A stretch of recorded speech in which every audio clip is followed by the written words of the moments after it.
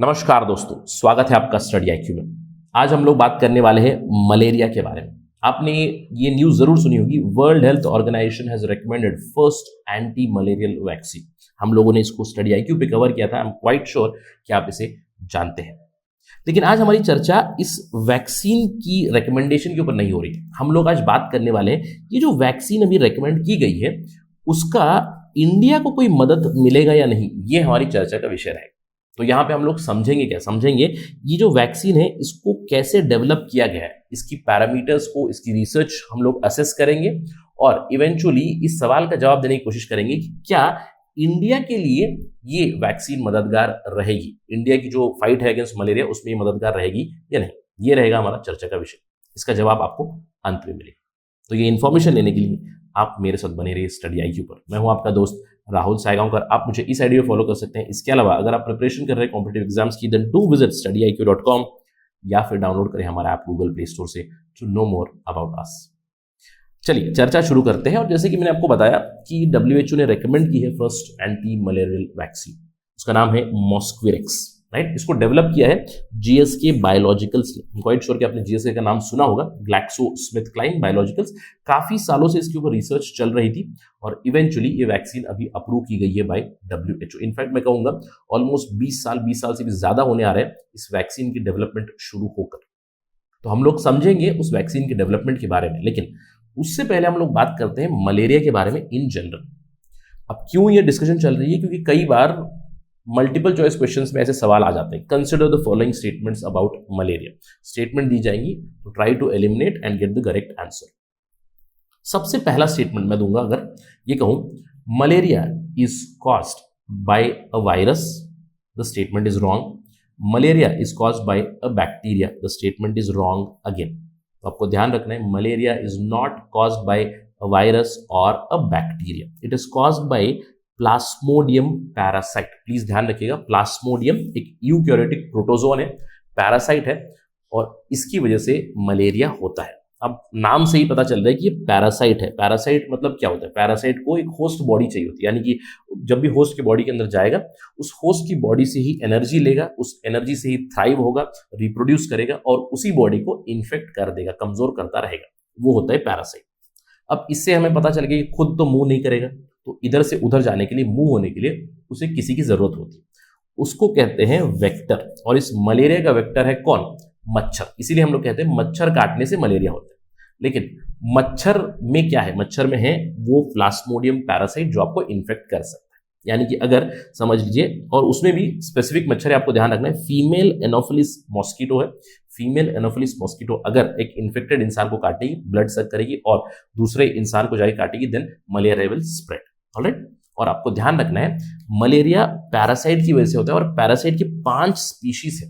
इन 5 में से 2 स्पीशीज है जो काफी खतरनाक बताए गए हैं, आपको ध्यान रखना है। एक है प्लास्मोडियम फैल्सीपैरम, एक है प्लास्मोडियम वाइवेक्स। इसके अलावा आपको मिलेंगे plasmodium malaria, plasmodium other variants are also there, but the two most important and the two most threatening variants are Plasmodium falciparum and Plasmodium vivax। अब उसमें भी Plasmodium falciparum जो है उसी के सबसे ज्यादा केसेस मिलते हैं। 2018 में फैल्सीपेरम के केसेस मिले थे 99% इन दी अफ्रीकन रीजन, और अफ्रीकन रीजन में मलेरिया काफी ज्यादा प्रोमिनेंट है।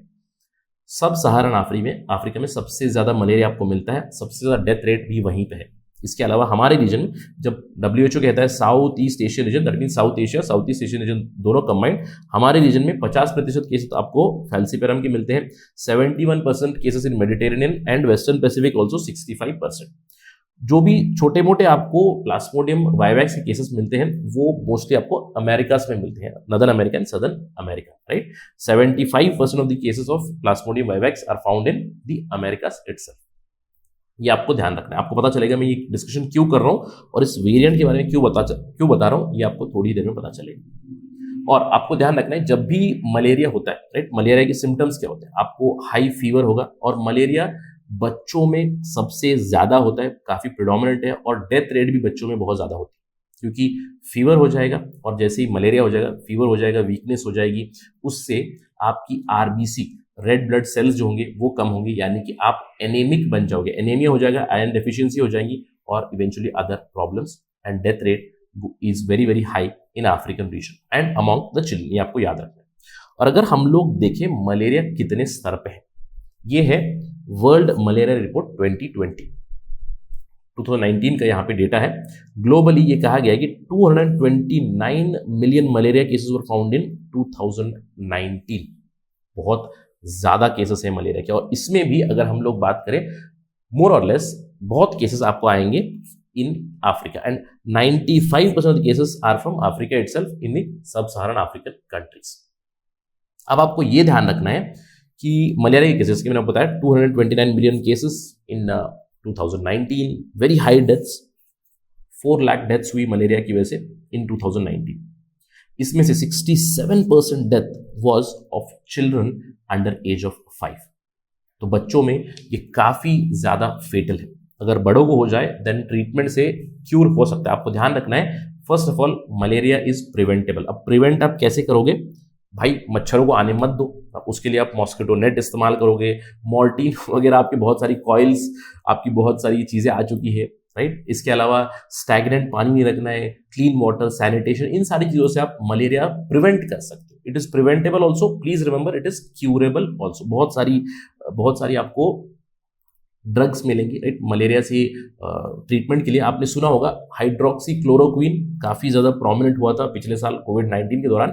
HCQ मलेरिया को ट्रीट करने के लिए यूज किया जाता है। इसके अलावा भी आपको malaria, right, tablet malaria etcetera बहुत सारी चीजें मिलती है। तो क्यूरेबल है, प्रिवेंटेबल भी है, क्यूरेबल भी है, लेकिन अभी इसके लिए वैक्सीन भी आ चुकी है, तो आपको ये चीज ध्यान में रखनी है। अब इस वैक्सीन डेवलपमेंट पे चलते हैं। देखिए, ये डेवलपमेंट ऑफ मलेरिया जो है, इसकी वैक्सीनेशन की रिसर्च जो थी वो शुरू हुई थी 2001 में। जैसे कि मैंने आपको बताया, GSK ने शुरू की थी, ग्लैक्सोस्मिथक्लाइन ने।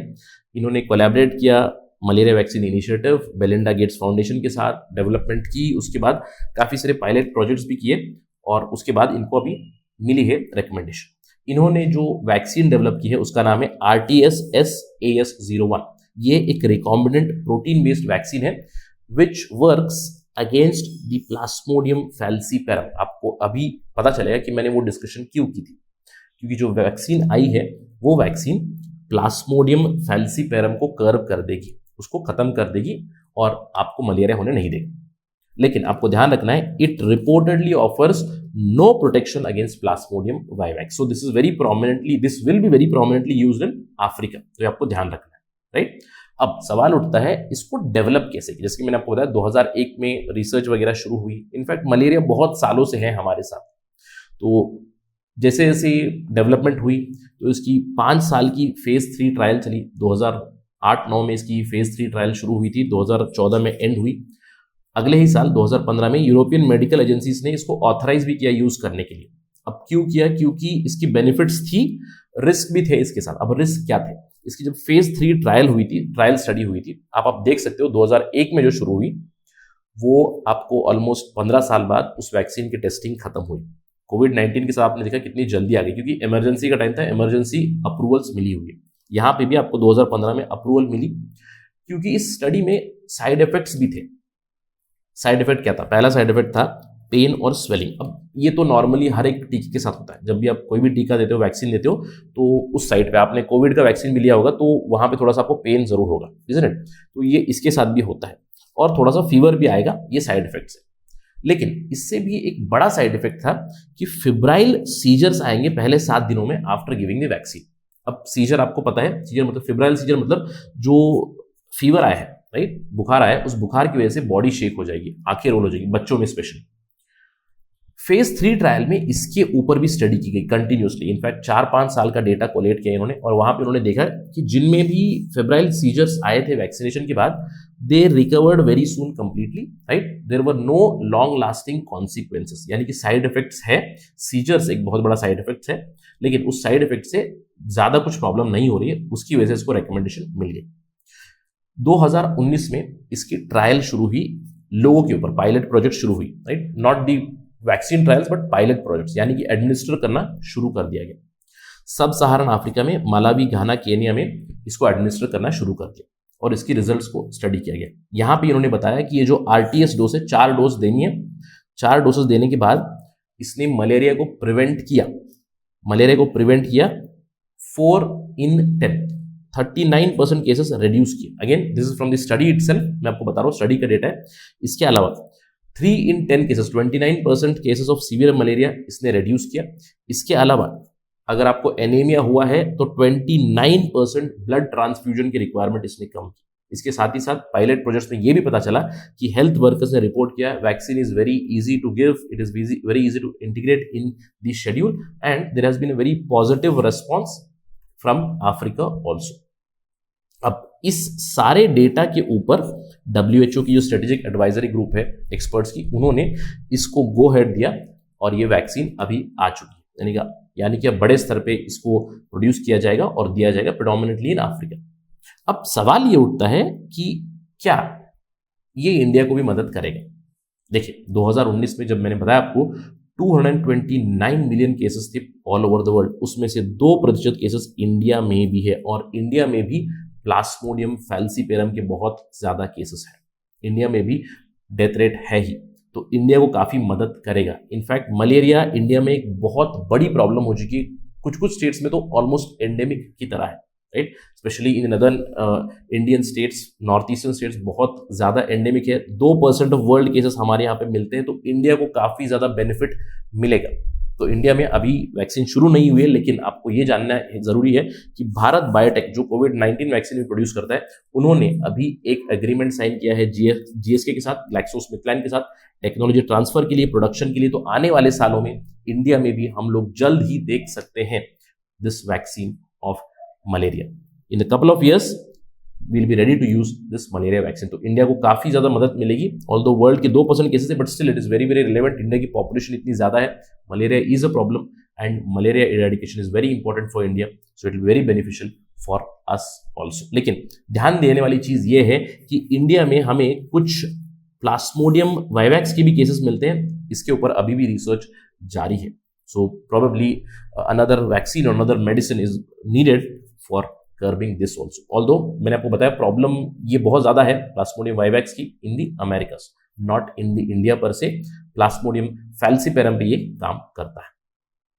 That is it right now from my side in this part of lecture. I hope you have liked this particular video. Thank you for watching. Jai Hind.